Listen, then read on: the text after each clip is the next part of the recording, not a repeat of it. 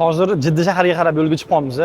Men va 5 ta guruh rahbarlari navbatdagi guruhimizni Jidda aeroportidan kutib olamiz. Ko'pchiliginglar Toshkentdan kuzatish qanaqa bo'lishini bilasizlar. Bugun men sizlarga Jidda aeroportida kutib olish jarayonlarini hammasini ochib beraman. Ko'rasizlar o'zingizlar.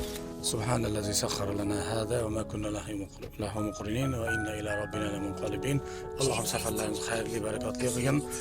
Umra niyatida chiqamiz. Inshaalloh umralarimiz maqbul, umralardan bo'lishini Alloh nasib qilsin, oson qilsin va qabul qilsin. Sallallohu taala ala xayri xalqi Muhammad va ala alihi va sahbihi. Biz Jidda aeroportiga yetib keldik, lekin hali ziyoratchilarimiz kelib qo'nmagan.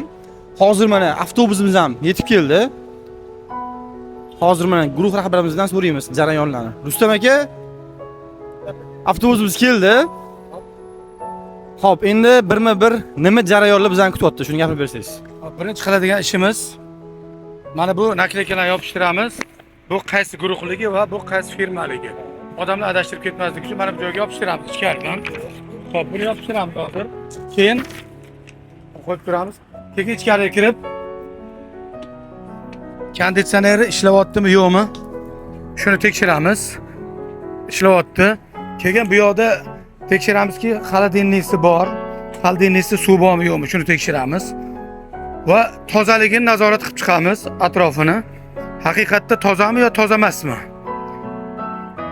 Biz xotirjam bo'lganimizdan keyin mikrofonni tekshiramiz. Mikrofon ishlayaptimi yo'qmi mana. Mikrofoni bo'ladi. Mikrofonni ulab ishlayotgan, ishlamayotganini tekshiramiz. Mana bu ulanadi mikrofon. Bu hojilar chiqqandan keyin, ana undan keyin hojilarni olib kelib, bularni birma-bir shu joyga joylashtiramiz, Xudo xohlasa.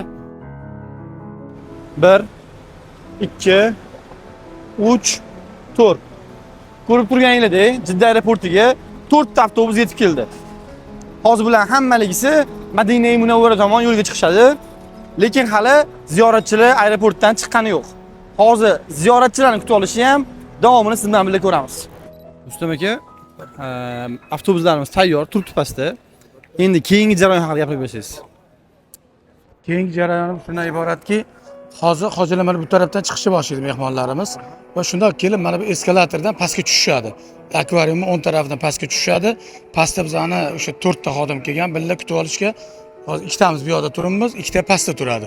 Ularni kutib olib, avtobusga joylashtirib, hamma chiqib bo'lgandan keyin bir sira ro'yxat qilib, keyin Madinaga qarab, Xudo xolisi ketamiz. Yo'l-yo'lakka to'xtab, ularga o'sha yeydigan ba'zi narsalar bor, o'shalarni olib beramiz va inshaalloh to'g'ri Madinaga qarab ketamiz.